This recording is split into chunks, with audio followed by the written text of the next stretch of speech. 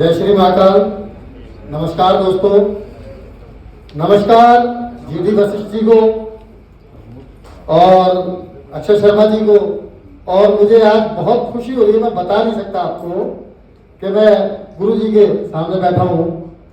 और कोई यकीन करे ना करे, शुरुआत मैंने इन्हीं के प्रोग्राम देखने की बात की थी कि ज्योतिष जैसे पवित्र क्षेत्र में मुझे जाना चाहिए। उसके बाद मैं उन सभी दोस्तों को, भाई बहनों को, माताओं को बधाई देना चाहता हूँ, सिर्फ गीतांजलि जी को नहीं, सबको, कि हम लोग ज्योतिष जैसे पवित्र विद्या में काम करते हैं।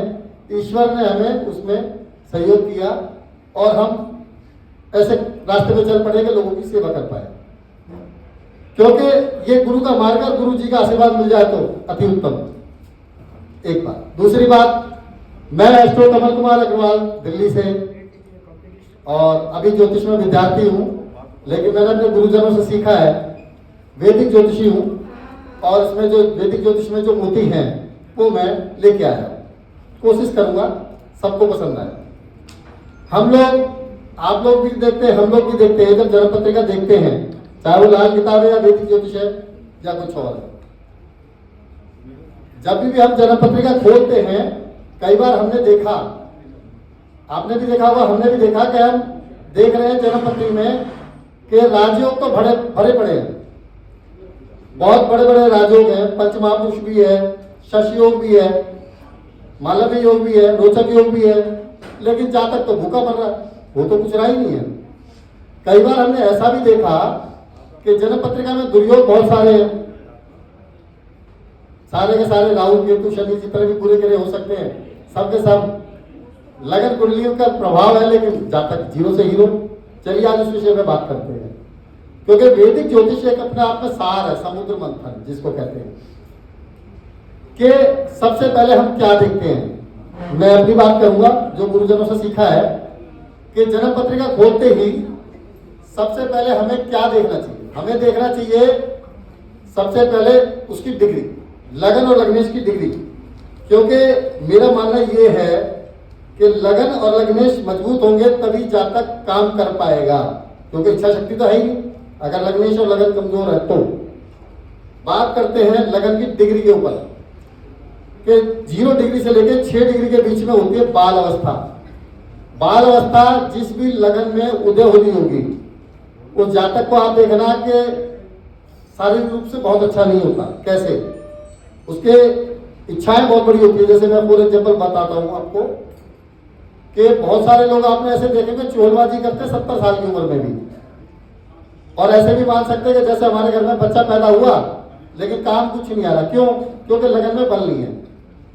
उसके बाद दूसरी अवस्था 6 डिग्री से लेकर 12 डिग्री तक, ये है किशोर अवस्था। ये अवस्था मित्रों बहुत ठीक ठाक है। ठीक ठाक इसलिए बोली कि यहाँ पे जातक के अंदर इच्छा शक्ति थोड़ी बहुत होती है, काम करता है और वो अपने टारगेट तक पहुंच जाता है 6 डिग्री से 12 डिग्री के बीच में। उसके बाद मैं अपने सभी विद्वान दोस्तों को कहूंगा कि भले तालियां ना बजाएं, लेकिन बैठ जाए प्लीज और ध्यान से सुने। उसके बाद 12 डिग्री से लेके 18 डिग्री के बीच में लगन उदय होती है, लग्नेश उदय होते हैं, उसको कहते हैं यौवन अवस्था, मजबूत। क्योंकि यहाँ पे जातक की जन्म पत्रिका में जितने मर्जी दुर्योग भरे हों, इच्छा शक्ति बहुत अच्छी होगी, और मुझे लगता है जिसके अंदर इच्छा शक्ति है वो 0 से हीरो बनता है। ऐसा होता है ना। उसके बाद 18 डिग्री से लेकर 24 डिग्री के बीच में आती है वृद्ध अवस्था।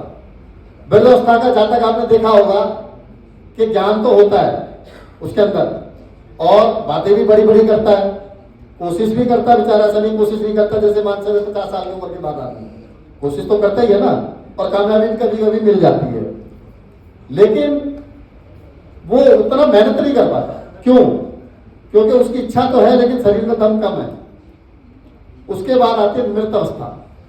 मृत अवस्था एक ऐसी अवस्था है जिसमें जातक के अंदर ना हौसला है, ना हिम्मत है, ना ताकत है। इसको कहते हैं मृत अवस्था। अगर मृत अवस्था किसी की जन्म पत्रिका में लगन और लग्नेश हैं तो जितने मर्जी राजयोग को कुछ नहीं होने वाला, ऐसा मुझे लगता है। क्योंकि मैंने खुद भी देखा है कि मृत अवस्था में है जातक और काफ़ी परेशानी उसने झेली और वो छोटे स्तर पर काम कर रहा है। उसके साथ साथ हमें देखना लग्नेश, लगन और लग्नेश सही मायने में काम करते हैं। जन्म पत्रिका में 9 ग्रह होने के बाद भी लगन और लग्नेश काम करते हैं, ऐसा मुझे लगता है। अगर लगन और लग्नेश कमजोर है तो मेरे ख्याल से सब खराब होंगे मेरे हिसाब से। लगन का मालिक सबसे पहले लगन, उसके बाद लगन का मालिक। हम वो देखते हैं लगन का मालिक केंद्र में आ गया और त्रिकोण में आ गया तो समझो बंदा 0 से हीरो हो गया। अगर लगन का मालिक 6ठे, 8वें, 12वें घर में चला गया तो काफी संघर्ष का सामना उसको करना पड़ता है। और कई अवस्थाएं तो ऐसी देखी है कि उसको सब कुछ टैलेंटेड होने के बाद भी कुछ मिलता नहीं है। जैसे हमारी बहन जी ने अभी बताया कि IAS और IPS बनता है तो आदमी, क्योंकि लग्नेश मजबूत होगा तभी बन पाएगा, अदरवाइज नहीं बन पाएगा। भले ही राजयोग एक आधा कम हो चल जाएगा। लगन का मालिक अगर 6ठे, 8वें, 12वें घर में चला गया तो एक सूत्र है मेरे हिसाब से, अगर जातक अपने जन्म स्थान को छोड़ के दूर चला जाता है तो तरक्की कर जाएगा। और जितने भी लोगों के लगन के मालिक 6ठे, 8वें, 12वें घर में होंगे तो आप देखना जो लोग अपने जन्म स्थान से कम 500 किलोमीटर दूर से रहते हैं उन्होंने तरक्की की है। उसके बाद वो और दूर चले जाते हैं तो और ज्यादा तरक्की उनकी देखी गई है। ये हुई लगन और लग्नेश की बात। मैं अपने आचार्य थोड़ा सा समय मांगूंगा, मुझे पता है समय की कमी है। एक ग्रह है चंद्रमा। चंद्रमा एक ऐसा ग्रह, जानते हम सभी हैं, अगर मैं कहूं कि सारे नहीं जानते तो मूर्खता मुझसे ज्यादा किसी की है, लेकिन समझ किसी को नहीं आता ऐसा मुझे लगता है। क्यों लगता है ऐसा कि चंद्रमा 100 में से 90% जन्म पत्रियों में खराब मिलेगा। आप चेक कर लेना। क्यों कि एक महीने में चंद्रमा 15 दिन अमावस्या में और 15 दिन शुक्ल पक्ष में और कृष्ण पक्ष में। शुक्ल पक्ष का चंद्रमा फिर भी मजबूत होता है और कृष्ण पक्ष का चंद्रमा हर हाल में खराब ही माना जाएगा। सप्तमी के बाद तो बहुत ही खराब, चाहे वो उच्च का हो, ठीक है। उसके बाद 2.25 दिन कम से कम शनिदेव के साथ, 2.25 दिन राहु के साथ, 2.25 दिन केतु के साथ और 2.25 दिन वो नीच का, बराबर। फिर 6ठे, 8वें, 12वें घर में गया तो भी खराब, तो 90% हो गया ना। अब 10% बचे तो बाद में बात करते हैं। यही चंद्रमा अगर नौवांश में, क्योंकि लगन शरीर है तो नौवांश हमारी आत्मा है, अगर यही चंद्रमा अगर नौवांश में उसको बल मिल जाता है, मजे की बात देखिए आप सब कुछ, कि चंद्रमा अगर नौवांश में बलवान हो जाता है, केंद्र में और त्रिकोण में आ जाता है, बशर्ते नीच ना हो बस, और लगन और लग्नेश को मजबूत हो गया, तब देखते हैं क्या कमाल करके दिखाएगा यही चंद्रमा। कहते हैं ना चंद्रमा मनसो जातक है और ये आत्महत्या के लिए मजबूर भी करता है, मैंने देखा है। और ये लोगों को सुसाइड करने के लिए और किसी को मार देने के लिए भी मजबूर कर देता है ये चंद्रमा।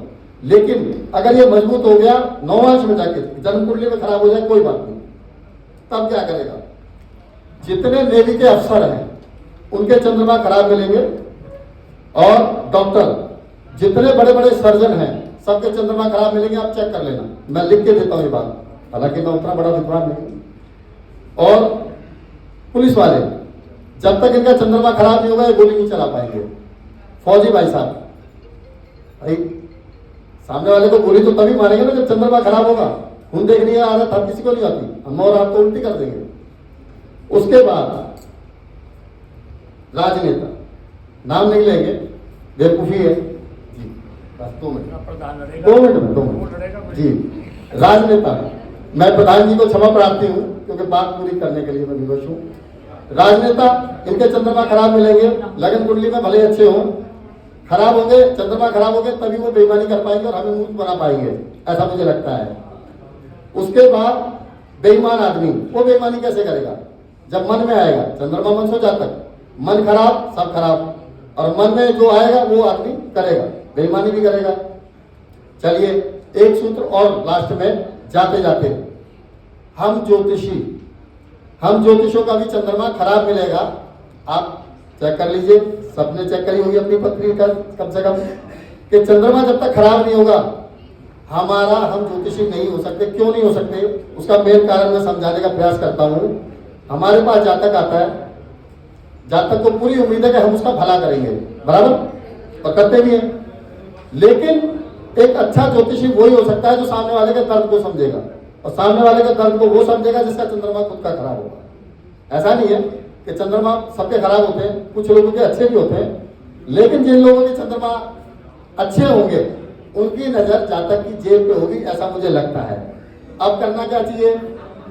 करना ये चाहिए, अपने बृहस्पति को ठीक कर लो, सब कुछ ठीक, चंद्रमा को ठीक कर लो, वो ठीक, और अपने गुरु जी का आशीर्वाद ले लो। इससे बढ़िया तो कुछ बात ही नहीं है। जय महाकाल गुरु जी।